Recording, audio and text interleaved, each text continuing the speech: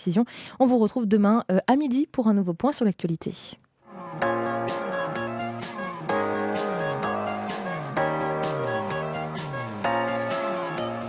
C'est une émission un petit peu spéciale, comme nous l'expliquions dans le flash de Margot Karoff. Je reçois aujourd'hui Monseigneur Emmanuel Gobillard, évêque auxiliaire du diocèse de Lyon. Les équipes du diocèse viennent de se réunir pour exprimer leur solidarité avec le diocèse de Paris.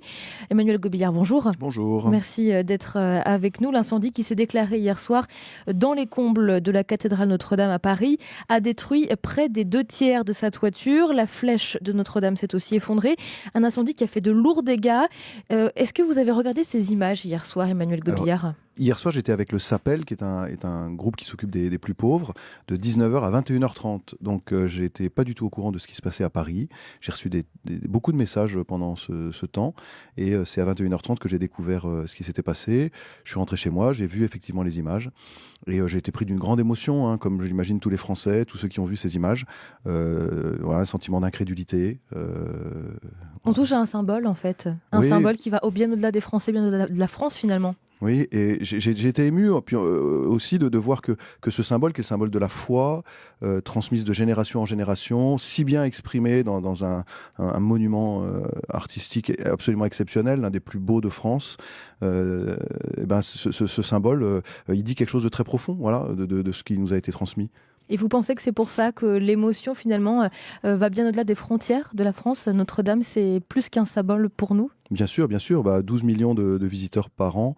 C'est un des monuments, c'est le monument le plus visité en France. Donc, effectivement, c'est un des rayonnements aussi de la tradition culturelle et spirituelle de la France qui est atteint. Alors, vous sortez d'une réunion diocésaine. Avec qui déjà est-ce que vous étiez réunis ce matin ? Alors, on est avec le père Yves Baumgarten et le père Jean-Sébastien Tulou.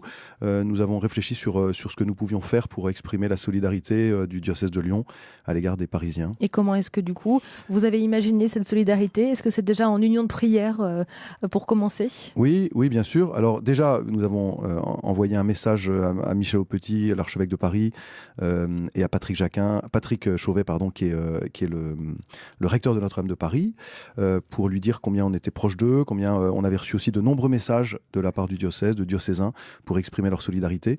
Et donc voilà, on leur a écrit ce message-là très rapidement. Ensuite, le père Jean-Sébastien Tulou a eu l'initiative de faire sonner le bourdon de la cathédrale Saint-Jean, en lien aussi avec d'autres cathédrales de France, pour dire la solidarité des cathédrales, un peu comme si toutes les sœurs exprimaient leur tristesse lorsque la grande sœur est défigurée, quoi. C'est un peu ça. Moi, j'ai exprimé d'ailleurs dans un message que le bourdon de Saint-Jean pleurait à 9h. Donc c'est vraiment ça, les larmes du bourdon au nom du bourdon de Notre-Dame qui ne peut plus pleurer. Voilà, c'est comme si les pierres parlaient. On a ça dans l'Évangile, les pierres crieront, comme si les pierres de la cathédrale Saint-Jean s'étaient exprimées en solidarité avec celles de Notre-Dame de Paris. Et puis il y a cette messe ce soir qui est organisée à la cathédrale Saint-Jean. Voilà, ce soir à 19h, je présiderai la célébration eucharistique où j'invite tous ceux qui veulent exprimer leur solidarité, leur tristesse, leur émotion, leur prière aussi, à se rassembler à la cathédrale Saint-Jean. Une catastrophe comme celle-ci, parce qu'on peut parler de catastrophe, vous pensez que ça aura un impact lourd sur le diocèse d'Île-de-France, de Paris ? Alors oui, ensuite quel impact ça aura finalement, c'est tout un symbole qui est atteint, mais en même temps il exprime le symbole justement. C'est-à-dire que Notre-Dame de Paris c'est un écrin exceptionnel, mais ça reste un écrin. Et finalement ça met en valeur le bijou. Le bijou il est tout simple, hein, il est tout humble, c'est un morceau d'hostie. En fait, la cathédrale, faut se dire que elle a été construite pour cela. Autour de l'hostie, il y a un calice. Autour du calice, il y a un tabernacle. Autour du tabernacle, il y a un autel. Autour de l'autel, il y a une cathédrale. Mais ça veut dire quelque chose de très profond. Et pour moi, c'est le signe de la faiblesse et de l'humilité et de la fragilité qui est revêtu d'un écrin exceptionnel. Comme si la pauvreté, comme si notre pauvreté, comme si chacun d'entre nous étions finalement très précieux aux yeux de Dieu. C'est toujours ce qu'exprime la cathédrale. Hein, elle exprime le temple spirituel que nous sommes et que sont en particulier les plus pauvres. Pour moi, il y a un lien très fort entre la beauté de la cathédrale et l'apparente pauvreté de ceux qui sont les plus pauvres de notre société. C'est justement ça qui m'a beaucoup ému hier soir, parce que j'étais avec les plus pauvres, et c'est un lieu où ils vont. les églises sont les lieux gratuits où ils peuvent aller, où ils peuvent se recueillir, où ils peuvent exprimer leurs souffrances et leurs difficultés.